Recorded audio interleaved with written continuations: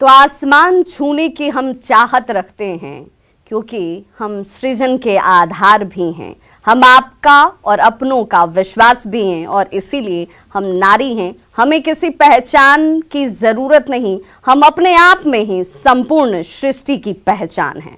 आज हमारे इस खास कार्यक्रम में न्यूज़ 18 बिहार झारखंड की महिला शक्तियों से आप रूबरू हो रहे हैं। आज आप उनको जान और समझ रहे हैं।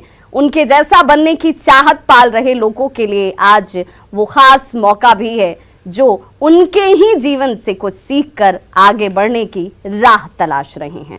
हम अब सीधे आपसे मिलवाएंगे हमारे साथ महिला शक्ति की एक मजबूत स्तंभ इस वक्त हैं नमिता।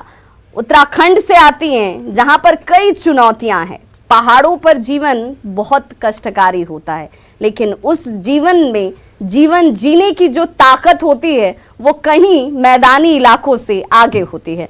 नमिता, आप अपने बारे में भी बताइए और पहाड़ से बिहार तक का सफर कैसे कर लिया?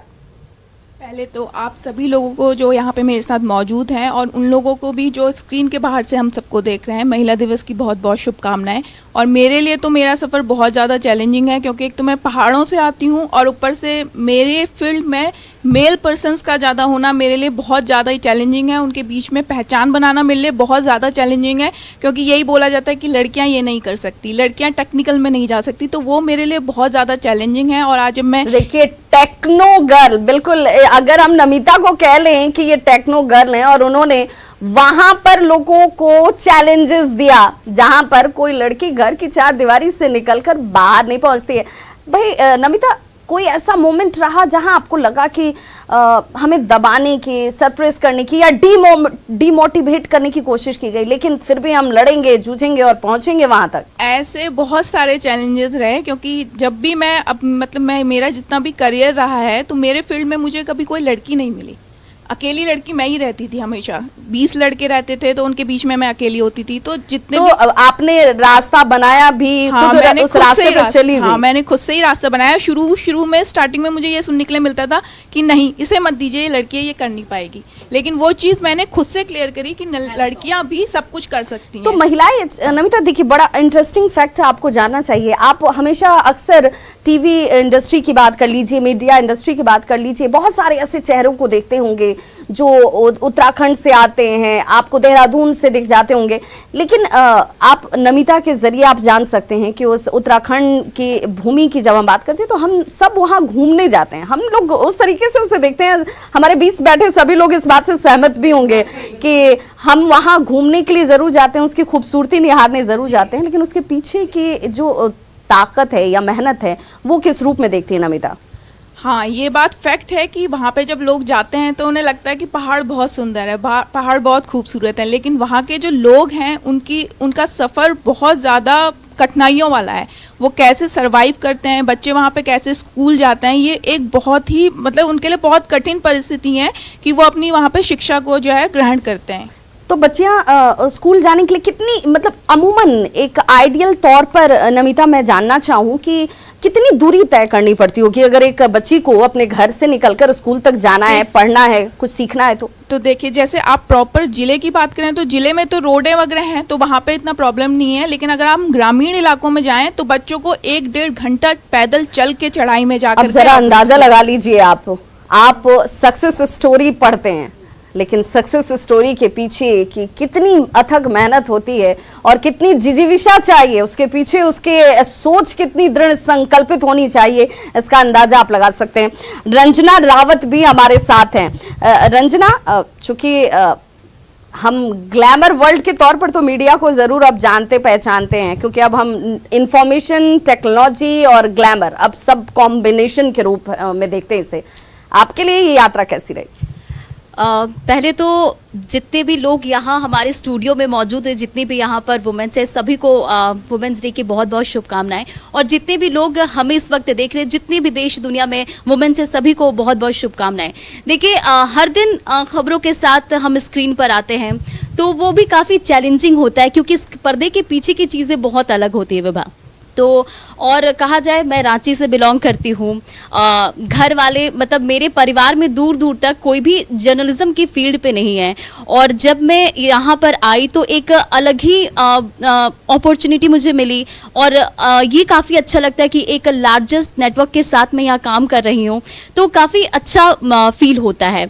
और अगर बात की जाए एंकरिंग की, जो हम सब जो एंकर्स होते हैं उन्हें मतलब एक अलग सी चुनौतियां भी होती है उनके पास, क्योंकि हम पर्दे पे दिखते हैं तो लोग सोचते हैं कि अरे ठीक है बोल रही है पढ़ रही है, बट ऐसा नहीं होता है। उसके पीछे जो चीज़ें होती है, आज हम कहीं ना कहीं तक अगर आपको अपनी जगह बनानी है, अपनी पहचान बनानी है, तो आपको मेहनत करनी पड़ती है। और कहीं ना कहीं आज हम उसी चीज को लेकर बैठे हैं कि पर्दे के पीछे और पर्दे के आगे क्या चीजें होती है। विभा देखिए, इतनी देर से आप सबको इंट्रोड्यूस करा रही हैं, सबसे बातचीत कर रही है। अब मुझे समझ में भी आ रहा है कि रंजना का अगला सवाल क्या होने वाला है। जी बिल्कुल, तो अब हमसे चूंकि इसका जिक्र शिप्रा ने भी किया कि भाई आपकी यात्रा कैसी रही, चूंकि मैं इन सभी के बीच इन सभी में सीनियर भी हूं, और चूंकि मेरा तजुर्बा इनसे ज्यादा है, तो मेरी हर पल कोशिश होती है कि अपने तजुर्बे से इन सभी को कुछ ना कुछ जरूर सिखा पाऊं, और क्योंकि हमारे भी सीनियर ने हमें बहुत कुछ सिखाया है, तब हमारी ये यात्रा आज यहाँ तक पहुंची है।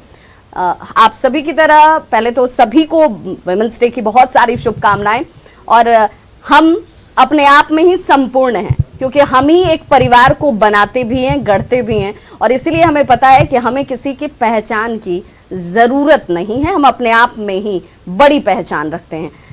यात्रा की बात करूं तो बिल्कुल एक साधारण परिवार से निकलकर, चूंकि पृष्ठभूमि जमींदारों की रही, घर परिवार में ऐसा परिवेश रहा कि लड़कियां जो हैं वो पढ़े लिखे नहीं, घर में संपन्नता है, सुख समृद्धि है, तो फिर कुछ करने की जरूरत नहीं है, बस आप बाकी लोगों की तरह भी आप शादी ब्याह कीजिए और फिर अपना जीवन यूं ही यापन कर लीजिए। लेकिन मेरी सोच शुरू से ऐसी रही, बिल्कुल जैसे तमाम मेरी सहयोगियों की भी रही है, कि टीवी के स्क्रीन पर दिखने वाली चीजें नजदीक से देखूं, खुद उससे जीऊं, खुद सपने को साकार करूं। माँ बाप ने बहुत सपोर्ट किया, उन्होंने इसके लिए प्रोत्साहित किया और कहा कि जीवन में माँ बाप आपको बहुत सारी सुविधाएं दे सकते हैं, लेकिन जीवन जीने की कला आपको बाहर में ही मिलती है। उसे जीने के लिए बहुत ज़रूरी है कि आप उसे खुद महसूस कीजिए। और इसी तरह हमारी ये यात्रा चलती रही, गांव से बोकारो तक की सफ़र, और बोकारो से फिर दिल्ली और फिर हैदराबाद। यूं ही ये काफिला और कारवां जो है, आप सबके साथ जुड़ कर कुछ मैं भी सीखती हूँ और कुछ आपको भी सिखाती हूँ। लेकिन खबरों की बात हम हमेशा करते हैं, लेकिन आज बात हम इनसाइड स्टोरी की भी करेंगे। जब हम ऋतु आपकी बात करते हैं या आपकी रिपोर्टिंग को देखते हैं, तो कई बार सवाल हम जैसे ही, क्योंकि हम भी एज ए एंकर होने के साथ साथ व्यूअर भी हैं, हमने बहुत बार ऐसा महसूस किया कि आपको पता है कि खबरों को जब हम दिखा रहे हैं तो आसपास में रिएक्शंस कैसे होंगे, ग्राउंड पर चीजें कुछ होती हैं, जब हम उससे साफ सफाई काट छाट करके दिखाते हैं तो वो दर्शकों तक कुछ और जाता है। लेकिन जब आप रिपोर्टिंग करती हैं तो किस तरह की चैलेंजेस आप देखती हैं फील्ड में? कभी ऐसा लगा कि यार क्या हो रहा है, ये तो खबर नहीं है, खबर कुछ और है, हम दिखा कुछ और रहे हैं? जी, कई बार कई सारी खबरों पर जब हम कर रहे होते हैं, जब हमें इनपुट मिला होता है तो खबर कुछ और होती है, वहां पहुंचते हैं तो कुछ और होती है, और जब लोगों से बात कर रहे होते हैं, खबर कर रहे होते हैं, तब वो कुछ और कह जाते हैं। तो कई बार लगता है कि करने क्या आए थे, कर क्या रहे हैं और कर क्या गए। तो ये जो एक प्रोसेस है वो एक काफी इनोवेटिव प्रोसेस होता है, और उसमें कई बार हम खुद को भी तराश लेते हैं।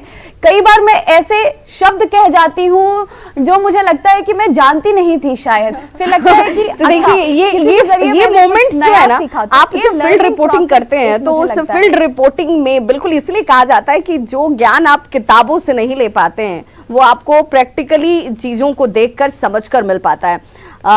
रूपाली, कभी आपने भी ऐसा कुछ फेस किया कि आप पहुंची रिपोर्टिंग करने के लिए, आप बिल्कुल आपाधापी थी कि खबर को कवर कर लेना है, खबर को दर्शकों तक सबसे पहले पहुंचा देना है, और वहां पर पहुंचे तो लगा कि यार ये खबर तो वैसी थी नहीं जिसके लिए हम दौड़े भागे चले आए?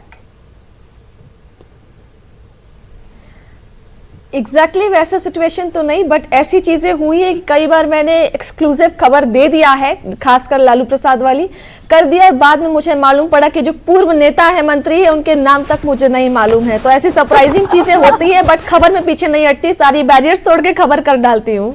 तो देखिए ये कॉन्फिडेंस लेवल, देखिए आपको ये समझना है, देखिए हम बिल्कुल आज वो अनकट चीजें आप तक पहुंचा रहे हैं जो आपको बताती हैं कि हम लाग लपेट नहीं करते, हम कहीं पॉलिशिंग नहीं करते, हम कहीं उसके पीछे खबरों को दबाने की कोशिश नहीं करते। जो हकीकत है वही आम लोगों तक, आम जनता तक खबरों के जरिए पहुंचाते हैं, और उसके पीछे के फनी मोमेंट्स क्या होते हैं, ये वो तमाम एक्सपीरियंसेस हैं जो आज आप इस महिला शक्ति के मंच के जरिए पहुंच पा रहे हैं, देख पा रहे हैं।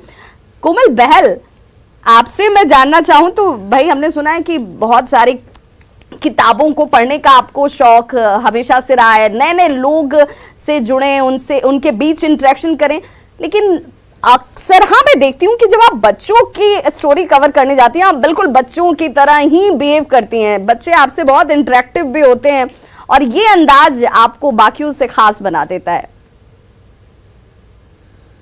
जी बिल्कुल।